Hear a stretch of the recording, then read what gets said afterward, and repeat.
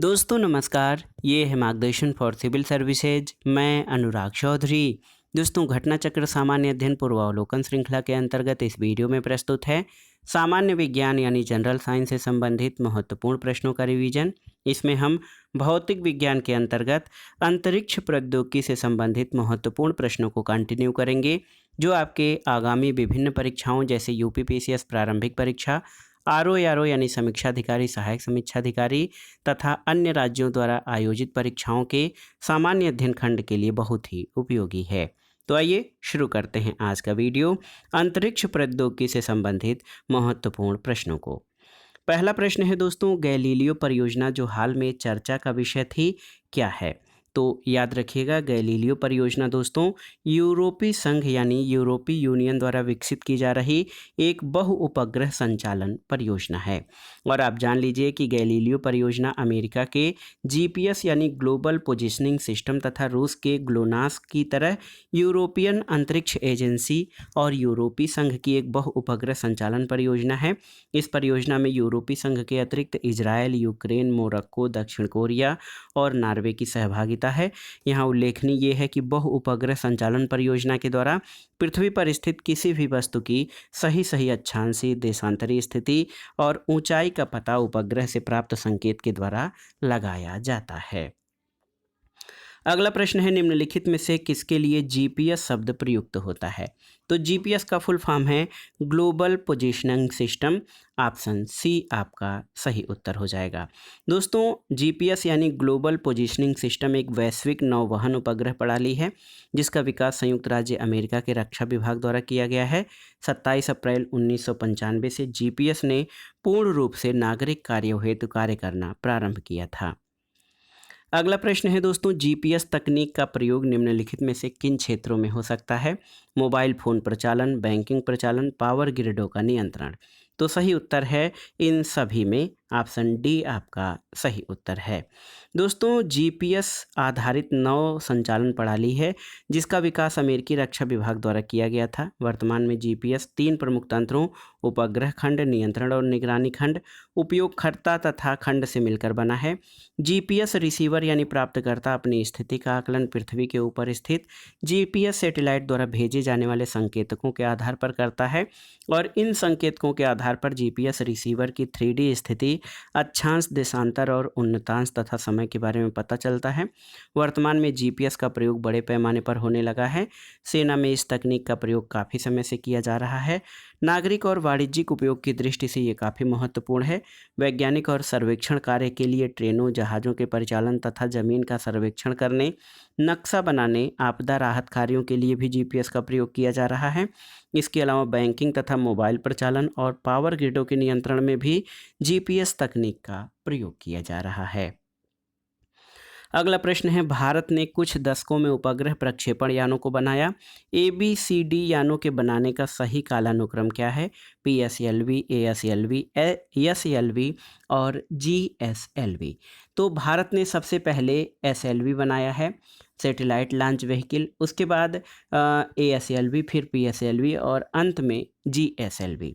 तो सही उत्तर आपका हो जाएगा CB, A और D। भारत ने दोस्तों एसएलवी का विकास जो है या प्रक्षेपण 10 अगस्त 1979 को, ASLV का 24 मार्च 1987 को, PSLV का 20 सितंबर 1993 और GSLV का 18 अप्रैल 2001 को किया है। अगला प्रश्न है, निम्नलिखित को सुमेलित करिए। SLV-3 और ये रोहिणी और ASLV या संवर्धित उपग्रह प्रक्षेपण यान से यस-रॉस-C छोड़ा गया था। ध्रुवीय प्रक्षेपण यान से दोस्तों चंद्रयान प्रथम छोड़ा गया था और भूतुल्यकालिक उपग्रह प्रक्षेपण से जो है एडुसेट छोड़ा गया था। तो सही सुमेलन आप जान लीजिए B, C, A और D हो जाएगा। तो यहाँ पर सही उत्तर A और D, BCAD, ऑप्शन सी आपका सही उत्तर हो जाएगा। अगला प्रश्न है दोस्तों, दिए गए मानचित्र में अंतरिक्ष संगठन इकाइयों की अवस्थिति 1, 2, 3, 4 द्वारा अंकित है और आपको उनके सही स्थान बताने हैं मानचित्र में 1, 2, 3, 4। तो एक एक जो है आप जान लीजिए IIRS, यहाँ पर ये देहरादून को इंगित करता है। यहाँ पर Indian institute of remote sensing है, ये देहरादून में है, उत्तराखंड में। इसके अलावा 2 जो स्थान है ये space application centre Ahmedabad, Gujarat को इंगित करता है। 3 ये है national remote sensing agency, Hyderabad, Telangana को अंकित करता है। और 4 आप जानते ही हैं, बंगलुरु कर्नाटक में स्थित अपना इसरो यानी इंडियन स्पेस रिसर्च ऑर्गेनाइजेशन। तो ये इस प्रकार से आप मिलान कर सकते हैं। तो सही उत्तर हो जाएगा 4, 1, 3, 2। तो यहाँ पर देखिए 4, 1, 3, 2 ऑप्शन डी सही उत्तर हो जाएगा। अगला प्रश्न है, इसरो की मास्टर कंट्रोल सुविधा हासन में है, जो किस राज्य में स्थित है? तो हासन कर्नाटक राज्य में स्थित है।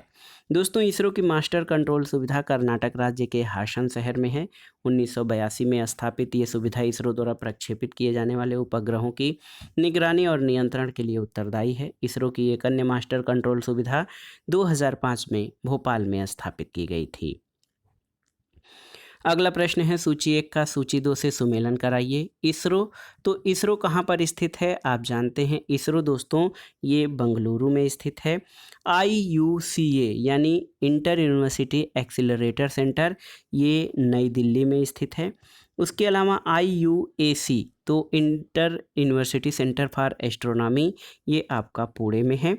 और Vikram Sarabhai space research centre जो है, तो आप जान लीजिए विक्रम साराभाई स्पेस सेंटर, ये केरल के तिरुवनंतपुरम में है। तो सही सुमेलन क्या हो जाएगा? 3, 2, 4, 1 मिलान कर लेते हैं। 3, 2, 4, 1 ऑप्शन ए आपका सही उत्तर है। अगला प्रश्न है, निम्नलिखित में से कौन सा सही सुमेलित नहीं है? आपको बताना है।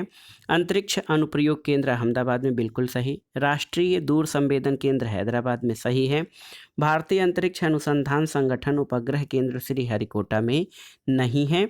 और भारतीय अंतरिक्ष अनुसंधान संगठन इसरो उपग्रह केंद्र, इसका नया नाम UR राव उपग्रह केंद्र है, ये बंगलुरु कर्नाटक में है। और विक्रम साराभाई अंतरिक्ष केंद्र आप जानते हैं ये केरल के तिरुवनंतपुरम में है। तो ऑप्शन सी आपका सही सुमेलित नहीं है, क्योंकि भारतीय अंतरिक्ष अनुसंधान संगठन उपग्रह केंद्र ये बंगलुरु कर्नाटक में है। अगला प्रश्न है, निम्नलिखित में से कौन सा युग्म सुमेलित है? यहाँ पर आपको बताना है, महत्वपूर्ण प्रश्न है। देखिए, विक्रम साराभाई अंतरिक्ष केंद्र, तो ये आपका श्रीहरिकोटा दिया है, सही नहीं है। ISRO उपग्रह केंद्र थुम्बा सही नहीं है। SHAR केंद्र बंगलुरु सही नहीं है। स्पेस एप्लीकेशन सेंटर अहमदाबाद, केवल और केवल जो है डी आपका सही सुमेलित है। दोस्तों, स्पेस एप्लीकेशन सेंटर अहमदाबाद में है। विक्रम साराभाई अंतरिक्ष केंद्र तिरुवनंतपुरम में, इसरो उपग्रह केंद्र बंगलुरु में, और शार यानी श्रीहरिकोटा जो है सार केंद्र श्रीहरिकोटा में स्थित है। अगला प्रश्न है, निम्नलिखित युग्मों पर विचार कीजिए इसरो के केंद्र और स्थानों में। तो आप देखिए इसमें कौन कौन से सुमेलित हैं आपको बताना है। विक्रम साराभाई अंतरिक्ष केंद्र त्रिवेंद्रम केरल बिल्कुल सही है। और UR राव उपग्रह केंद्र ये बंगलुरु कर्नाटक, ये दोनों बिल्कुल सही सुमेलित हैं। राष्ट्रीय सुदूर संवेदन केंद्र देहरादून ये उत्तराखंड में सही सुमेलित नहीं है। दोस्तों, आप जान लीजिए भारतीय राष्ट्रीय सुदूर संवेदन केंद्र जो है ये राष्ट्रीय नहीं बल्कि भारतीय सुदूर संवेदन केंद्र जो है ये देहरादून में है। और जो है IIRS भारतीय अंतरिक्ष केंद्र जो है इसरो का एक अंतरिक्ष विभाग है। तो केवल जो है 1 और 2 आपके सुमेलित हैं, A और B। तो ऑप्शन ए आपका सही उत्तर हो जाएगा। अगला प्रश्न है दोस्तों, भारतीय रिमोट सेंसिंग संस्थान यानी IIRS स्थित है कहाँ पर? तो ये आप जान लीजिए देहरादून उत्तराखंड में स्थित है। अगला प्रश्न है, त्रिवेंद्रम स्थित विक्रम साराभाई अंतरिक्ष केंद्र मुख्यतः संबंधित है किससे? पहला है कि रॉकेट छोड़ने के लिए प्रयोड़ोदकों के अनुसंधान से, बिल्कुल सही है। मौसम संबंधी समस्याओं की जांच के लिए ध्वनिपूर्ण रॉकेटों को प्रक्षेपित करने से, सही नहीं है। अंतरिक्षयान के डिजाइन और निर्माण से, या उपग्रह प्रक्षेपण वाहनों के विकास से। तो 1 और 4 आपके सही हैं विक्रम साराभाई अंतरिक्ष केंद्र के संबंध में, तो ऑप्शन ए आपका सही उत्तर हो जाएगा। अगला प्रश्न है दोस्तों, थुम्बा रॉकेट छोड़ने का केंद्र स्थित है कहाँ पर, आपको बताना है। तो थुम्बा ये केरल राज्य में स्थित है और Thumba equatorial rocket launching station यानी TERLS ये केरल की राजधानी तिरुवनंतपुरम में स्थित है। अगला प्रश्न है दोस्तों, श्री हरिकोटा द्वीप किसके निकट स्थित है, चिल्का झील, पुलिकट झील, महानदी मुहाना या गोदावरी महाना, तो सही उत्तर है पुलिकट झील, ऑप्शन बी। दोस्तों श्री हरिकोटा आंध्र प्रदेश राज्य के तटीय क्षेत्र में स्थित एक द्वीप है। इसी स्थान पर सतीश धवन अंतरिक्ष केंद्र में भारत का एकमात्र उपग्रह प्रक्षेपण केंद्र है और ये पुलिकट झील को बंगाल की खाड़ी के समुद्र से अलग करता है श्री हरिकोटा द्वीप। अगला प्रश्न है दोस्तों, श्री हरिकोटा रेंज जो कि भारत का उपग्रह छोड़ने का केंद्र है, ये किस राज्य में स्थित है, तो आप जान लीजिए कि ये आंध्र प्रदेश राज्य में स्थित है। अगला प्रश्न है कि सूची 1 का सूची 2 से सुमेलन कराइए और दिए गए कोड से सही उत्तर का चयन करिए। काकरापार, तो काकरापार में न्यूक्लियर पावर प्लांट है। पोखरण राजस्थान में है, यहाँ पर दोस्तों पोखरण में परमाणु बम विस्फोट स्थल स्थित है। थुम्बा, तो थुम्बा से रॉकेट प्रमोचन केंद्र है थुम्बा में, और श्री हरिकोटा उपग्रह प्रमोचन सेंटर। तो 3, 1, 2 और 4 यहाँ पर मिलान करिए, 3, 1, 2, 4 ऑप्शन सी आपका सही उत्तर है। अगला प्रश्न है, फरवरी 2004 में एक विस्फोट हुआ किस भारत के अंतरिक्ष केंद्र में, तो सही उत्तर है ये श्री हरिकोटा में हुआ था और ये विस्फोट अंतरिक्ष केंद्र के ठोस प्रणोदक अंतरिक्ष बूस्टर संयंत्र में हुआ था। अगला प्रश्न है, निम्नलिखित कथन ए और कारण आर पर विचार कीजिए और दिए गए कोड से सही उत्तर का चयन करिए। कथन है कि एक हवाई जहाज के पंख की ऊपरी सतह उन्नतोदर बनाई जाती है और निचली सतह नतोदर बनाई जाती है, बिल्कुल सही। कारण है कि शीर्ष भाग यानी टॉप पर वायु प्रवाह की द्रुत गति कम होती है और इसलिए अधोभाग में शीर्ष भाग से दबाव कम रहता है, ये आपका गलत है। तो ए सही और आर गलत हैं, ऑप्शन डी इस प्रश्न का सही उत्तर हो जाएगा। अगर आप इस प्रश्न की व्याख्या देखें तो हवाई जहाज में पंख की ऊपरी सतह उन्नतोदर यानी उभरी हुई बनाई जाती है और निचली सतह नतोदर बनाई जाती है। कथन ये सत्य है। वायुयान के पंख की अनुप्रस्थ काट के आकार की संरचना इस प्रकार होती है कि पंख के ऊपर की हवा की गति इसके नीचे की हवा की गति से अधिक होती है। इस तरह पंख के ऊपर एक निम्न वायुदाब का क्षेत्र बनता है और इस कारण विमान ऊपरी बल द्वारा ऊपर की ओर उठने लगता है। कारण जो आर दिया गया है इसमें वो गलत है। अगला प्रश्न बहुत ही महत्वपूर्ण है, बार बार परीक्षाओं में पूछा गया है। हवाई जहाज के ब्लैक बॉक्स का रंग क्या होता है, तो ये नारंगी होता है, भले ही इसका नाम ब्लैक बॉक्स है। दोस्तों ब्लैक बॉक्स नारंगी रंग का होता है ताकि किसी दुर्घटना के बाद उन्हें ढूंढने में सरलता हो। यह एक ऑडियो रिकॉर्डिंग डिवाइस होती है जो कि वायुयानों के कॉकपिट में पायलटों की बातचीत को रिकॉर्ड करती है और कुछ अनहोनी घटित होने पर जांचकर्ता इसके माध्यम से निष्कर्ष प्राप्त करते हैं। अगला प्रश्न है, चंद्रमा क्या है, तो चंद्रमा एक सैटेलाइट यानी नेचुरल सैटेलाइट है और ये हमारी पृथ्वी का एकमात्र प्राकृतिक उपग्रह है। हमारी सौर प्रणाली का 5वां सबसे बड़ा उपग्रह है।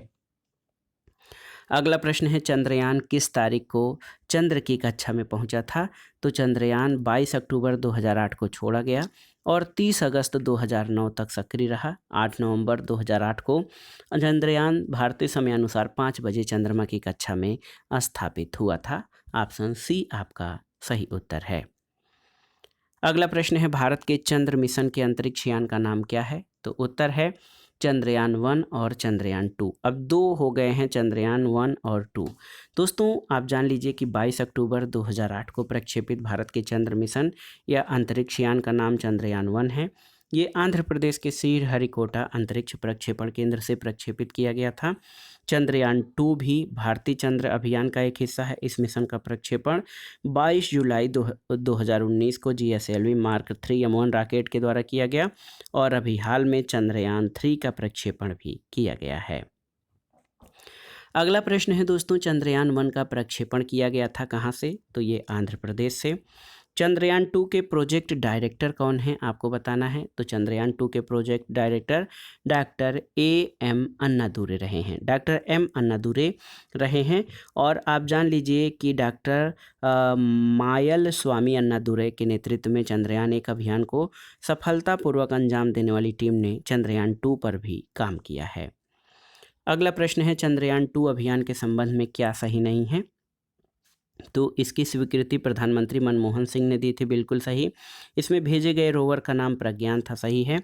इस अभियान में चंद्रमा के उत्तरी ध्रुव को अन्वेषण के लिए नामित किया गया है, नहीं। और इस अभियान में विक्रम लैंडर का इस्तेमाल किया गया है, बिल्कुल सही। तो दोस्तों आप जान लीजिए कि ये चंद्रयान जो है ये किस क्षेत्र के लिए, दक्षिणी ध्रुव के लिए अन्वेषण के लिए लक्षित किया गया था, न कि उत्तरी ध्रुव के लिए। और आप जान लीजिए तत्कालीन प्रधानमंत्री मनमोहन सिंह की अध्यक्षता में केंद्रीय मंत्रिमंडल ने चंद्रयान 2 मिशन को स्वीकृति दी थी। और आप जान लीजिए इसे 22 जुलाई 2019 को आंध्र प्रदेश के श्रीहरिकोटा के सतीश धवन अंतरिक्ष केंद्र से लॉन्च किया गया था। इसमें विक्रम लैंडर और प्रज्ञान रोवर भी शामिल है, जो चंद्रमा के दक्षिण ध्रुवीय क्षेत्र में अन्वेषण के लिए लक्षित किया गया था। हालांकि लैंडर का चंद्रमा की सतह पर उतरने के दौरान पृथ्वी पर स्थित कंट्रोल रूम से संपर्क टूट गया था। अगला प्रश्न है, जुलाई 2019 में अंतरिक्ष यान चंद्रयान 2 को किस भारतीय राज्य से प्रक्षेपित किया गया था। तो आप जानते हैं कि ये दोस्तों आंध्र प्रदेश के श्रीहरिकोटा सतीश धवन अंतरिक्ष केंद्र से लॉन्च किया गया था। अगला प्रश्न है, चंद्रयान 2 अंतरिक्ष यान को प्रक्षेपित करने के लिए इसरो द्वारा किस जियो सिंक्रोनस उपग्रह प्रक्षेपण यान का प्रयोग किया गया था। तो उत्तर है GSLV MK3 M1 रॉकेट का। और ये 4 टन के उपग्रहों को जियो सिंक्रोनस ट्रांसफर ऑर्बिट में प्रक्षेपित करने में सक्षम है। अगला प्रश्न है, चंद्रमा पर जाने के लिए दुनिया की पहली प्राइवेट फ्लाइट योजना का नाम क्या है। तो उत्तर है मून एक्सप्रेस, ऑप्शन ए। दोस्तों चंद्रमा पर जाने के लिए दुनिया की पहली प्राइवेट फ्लाइट योजना के रूप में मून एक्सप्रेस का नाम प्रस्तावित था। हालांकि फरवरी 2019 में स्पेस एक्स के फाल्कन 9 रॉकेट द्वारा प्रक्षेपित इसराइल के बेयर सीट लैंडर को निजी रूप से वित्त पोषित प्रथम चंद्र मिशन की संज्ञा दी गई और ये मिशन असफल रहा था। अगला प्रश्न दोस्तों महत्वपूर्ण प्रश्न है, आप देख सकते हैं कि इसरो द्वारा प्रमोचित मंगलयान के बारे में, ये मार्स आर्बिटर मिशन भी इसको कहा जाता है, बिल्कुल सही है। इसने भारत को USA के बाद मंगल के चारों ओर अंतरिक्ष यान को चक्रण कराने वाला दूसरा देश बना दिया, गलत है। और इसरो द्वारा प्रमोचित मंगलयान ने भारत को एकमात्र ऐसा देश बना दिया जिसने अपने अंतरिक्ष यान को मंगल के चारों ओर चक्रण कराने में पहली बार में ही सफलता प्राप्त की।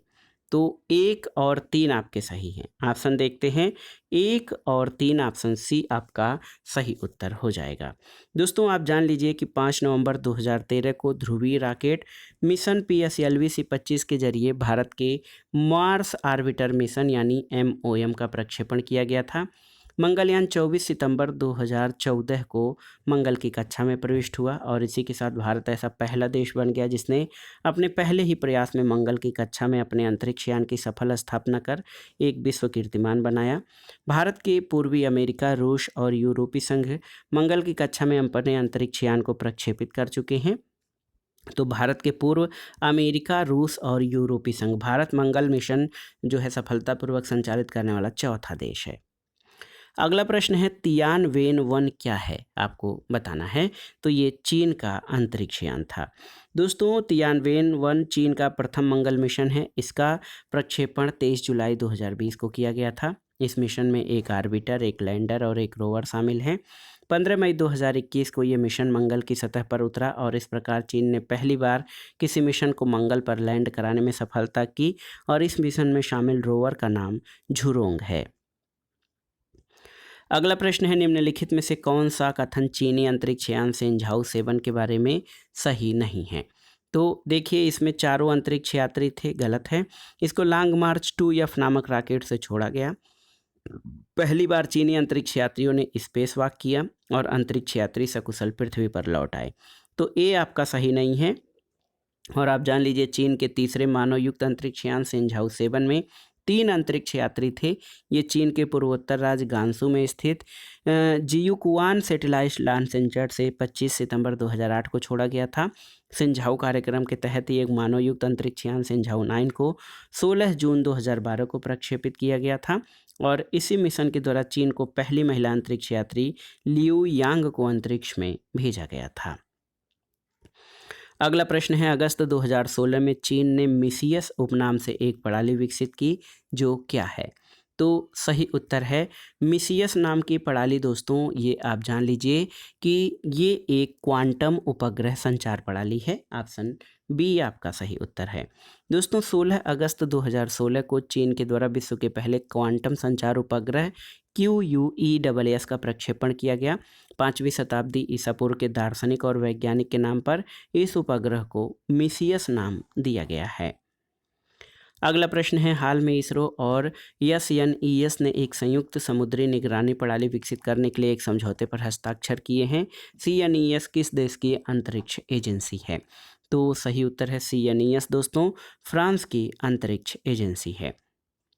दोस्तों आप जान लीजिए कि भारतीय अंतरिक्ष अनुसंधान संगठन इसरो और फ्रांसीसी अंतरिक्ष एजेंसी CNES ने समुद्री निगरानी के उद्देश्य से उपग्रहों का समूह निर्मित करने के लिए एक समझौते पर हस्ताक्षर किए और इसका लक्ष्य हिंद महासागर में जहाज़ों को पहचानना और उनकी उपस्थिति का पता लगाना है। अगला प्रश्न है, आर्कटिक की जलवायु निगरानी के लिए किस देश ने अपना पहला उपग्रह आर्कटिका-M लॉन्च किया है? तो उत्तर है रूस ने। दोस्तों आर्कटिका-M जो है ये उपग्रह रूस के द्वारा लॉन्च किया गया है। ऑप्शन सी आपका सही उत्तर है। दोस्तों आर्कटिक की जलवायु और पर्यावरण की निगरानी के लिए रूस द्वारा पहला उपग्रह आर्कटिका-M 28 फरवरी 2021 को प्रक्षेपित किया गया। अगला प्रश्न है, किस अंतरिक्ष एजेंसी ने हाल में ही उपग्रह को ले जाने वाले विश्व के सबसे छोटे रॉकेट का सफल प्रक्षेपण किया है? ऑप्शन है नासा, इसरो, CNSA या जाक्सा। तो सही उत्तर है जाक्सा। दोस्तों फरवरी 2018 में जापान की अंतरिक्ष एजेंसी जाक्सा ने उपग्रह को ले जाने वाले विश्व के सबसे छोटे रॉकेट का सफल प्रक्षेपण किया है। अगला प्रश्न है, नासा की जेट प्रोपल्शन लेबोरेटरी कहाँ पर स्थित है? ऑप्शन है ह्यूस्टन में, लॉस एंजलिस में, पासाडेना में या केप कैनेडी में। तो सही उत्तर है पासाडेना में। याद रखिएगा दोस्तों नासा की जेट प्रोपल्शन लेबोरेटरी कैलिफोर्निया के उत्तरी भाग के पासाडेना में स्थित है। अगला प्रश्न है, ग्रीस्ड लाइटनिंग 10 यानी GL10 जिसका हाल में समाचारों में उल्लेख हुआ, ये क्या था? ऑप्शन है नासा द्वारा परीक्षित विद्युत विमान, जापान द्वारा डिजाइन किया गया सौर शक्ति से चलने वाला 2 सीटों वाला विमान, चीन द्वारा लॉन्च की गई अंतरिक्ष वेधशाला या इसरो द्वारा डिजाइन किया गया पुनर्उपयोगी रॉकेट। तो उत्तर है नासा द्वारा परीक्षित विद्युत विमान। दोस्तों ग्रीस्ड लाइटनिंग 10 10 इंजनों वाला एक विद्युत विमान है जिसका विकास नासा द्वारा किया जा रहा है। ये ऐसा विमान है जो टेक ऑफ और लैंड तो एक हेलीकॉप्टर की तरह करता है, जबकि हवा में एक वायुयान की भांति ही उड़ान भरता है। अगला प्रश्न है कि नासा के किस अंतरिक्ष यान ने चंद्रमा पर जल होने की पुष्टि की थी? ऑप्शन है ओरियन, जेमिनी, सोफिया या मर्क्यूरी। तो सही उत्तर क्या हो जाएगा? सही उत्तर ऑप्शन सी सोफिया हो जाएगा। अक्टूबर 2020 में अमेरिकी अंतरिक्ष एजेंसी नासा ने सूर्य रोशनी से प्रकाशित सनलाइट चांद की सतह पर पानी की खोज की है। चंद्रमा पर पानी की खोज नासा की stratospheric observatory for infrared astronomy SOFIA के द्वारा की गई। सोफिया ने चंद्रमा के दक्षिणी गोलार्ध में स्थित पृथ्वी से दिखने वाले सबसे बड़े क्रेटर्स में से एक क्लेवियस क्रेटर्स में पानी होने के यानी पानी के अणुओं का पता लगाया है। अगला प्रश्न और आज के वीडियो का आखिरी प्रश्न है दोस्तों, नासा का डीप इम्पैक्ट अंतरिक्ष मिशन कौन से धूमकेतु केंद्रक के विस्तृत चित्र लेने के लिए उपयोग में लाया गया? हैली कॉमेट, हेल-बॉप, ह्वाकुतेक या टेम्पल वन? तो सही उत्तर ऑप्शन डी टेम्पल वन। दोस्तों आप जान लीजिए डीप इम्पैक्ट अमेरिकी अंतरिक्ष एजेंसी नासा द्वारा 12 जनवरी 2005 को एक अंतरिक्ष अन्वेषक अभियान था। ये अंतरिक्ष यान डेल्टा 2 द्वारा टेम्पल वन धूमकेतु के अन्वेषण के लिए प्रक्षेपित किया गया था। तो दोस्तों ये था आज का वीडियो। घटना चक्र सामान्य अध्ययन पूर्वावलोकन श्रृंखला में भौतिकी के अंतर्गत अंतरिक्ष प्रौद्योगिकी से संबंधित महत्वपूर्ण प्रश्नों का रिवीजन, और इसके अगले भाग में हम कुछ अन्य महत्वपूर्ण प्रश्नों को भी कवर करेंगे। हमारे चैनल से जुड़े रहें, वीडियो को लाइक करें, शेयर करें और इस चैनल मार्गदर्शन फॉर सिविल सर्विसेज को सब्सक्राइब करें। वीडियो देखने के लिए धन्यवाद दोस्तों, नमस्कार।